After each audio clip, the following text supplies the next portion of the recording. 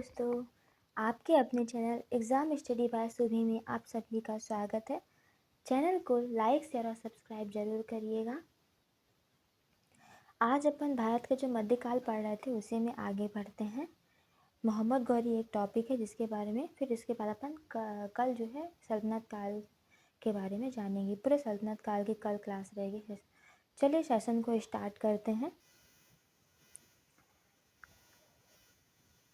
Channel को like share और subscribe जरूर करिएगा और एंड तक ज़रूर बने रहिएगा। हर एक पॉइंट पे आपको कुछ ना कुछ नया सीखने को ज़रूर मिलेगा। तो बहुत समय, चलिए स्टार्ट करते हैं।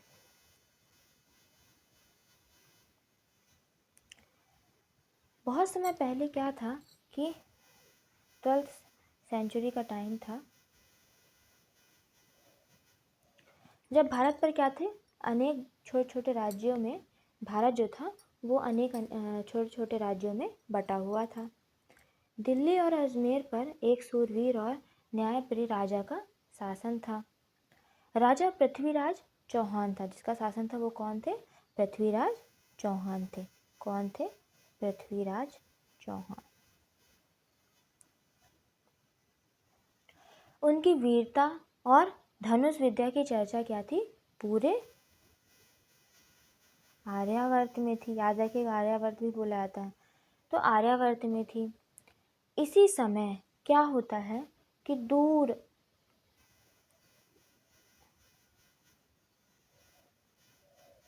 अफगानिस्तान की पहाड़ियों में गौर नाम का क्या था? एक गौर नाम का क्या था? एक राज्य था। जहां कौन रहता था?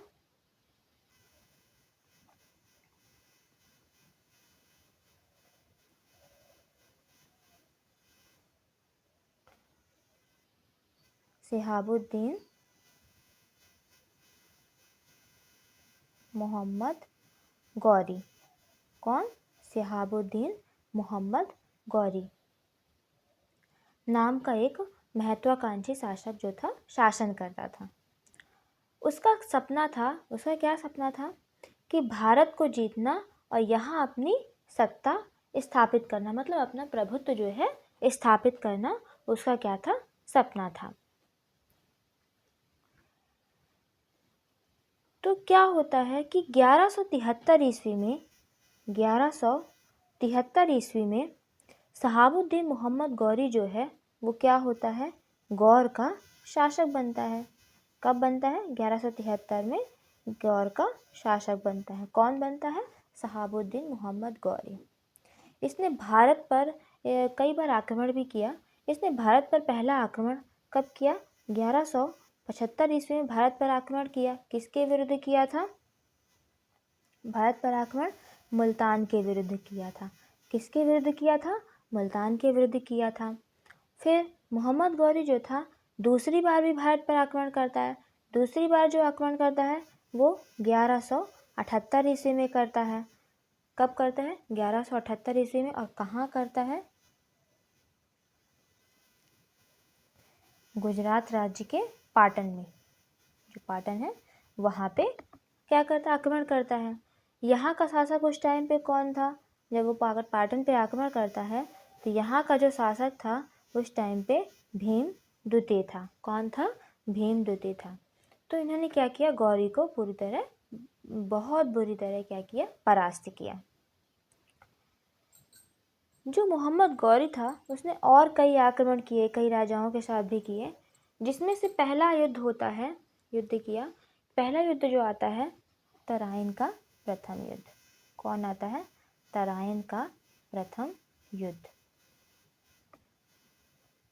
कौन सा है? तराइन का प्रथम युद्ध। ये कब होता है? 1191 ईस्वी में होता है। और किसके किसके बीच में होता है? गौरी एवं पृथ्वीराज चौहान के बीच में होता है। किसे किसमें?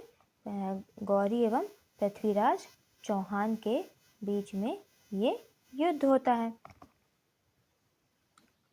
जिसमें कौन विजयी होता है? जिसमें जो ये पृथ्वीराज चौहान थे यही क्या होते हैं? विजयी होते हैं। ये क्वेश्चन कई बार आपके एग्ज़ाम में पूछे गए हैं। चौहान क्या होते हैं? विजयी होते हैं।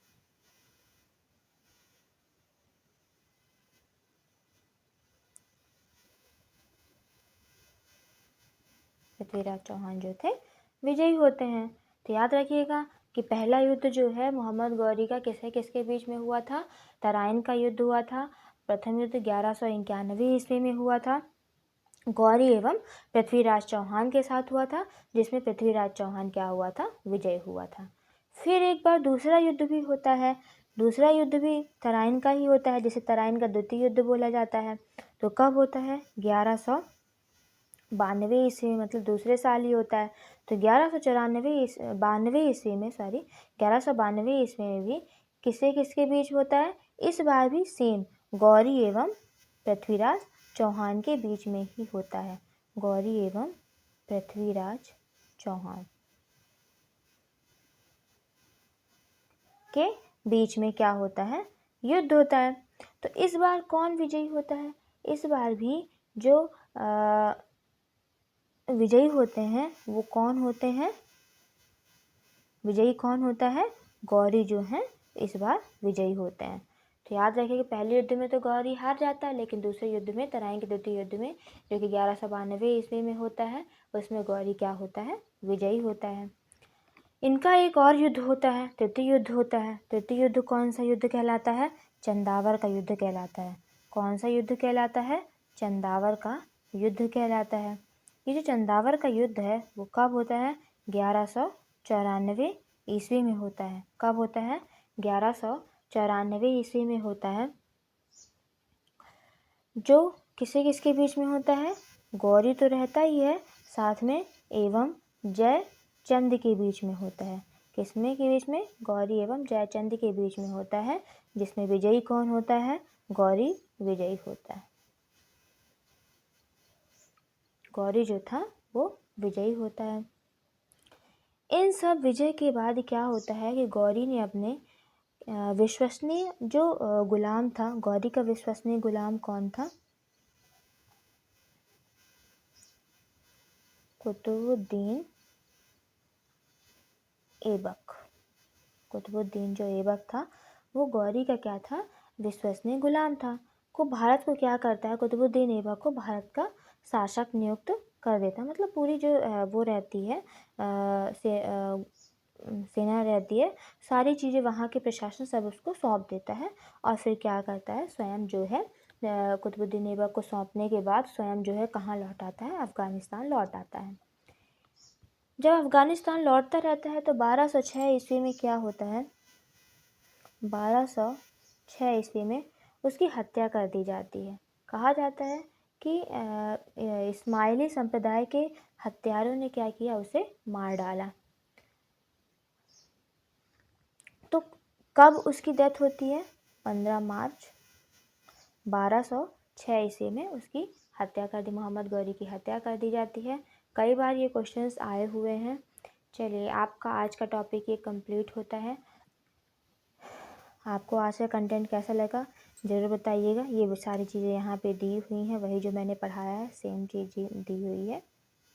गवर्नर नियुक्त कर देता है। और गौरी की सेना ने कहाँ कहाँ पे ये दिल्ली, अजमेर, मेरठ और कानपुर जैसे क्षेत्र पर अधिकार कर लिया था, ये सब वही बताया। कब उसकी मृत्यु होती है, किसने की थी। फिर आगे अपन नेक्स्ट सेशन में दिल्ली सल्तनत के बारे में जानेंगे। तो आज का सेशन अगर अभी तक आप बने रहे हो तो बहुत बहुत शुक्रिया है। चैनल को लाइक, शेयर और सब्सक्राइब ज़रूर करिएगा। Thank you for watching.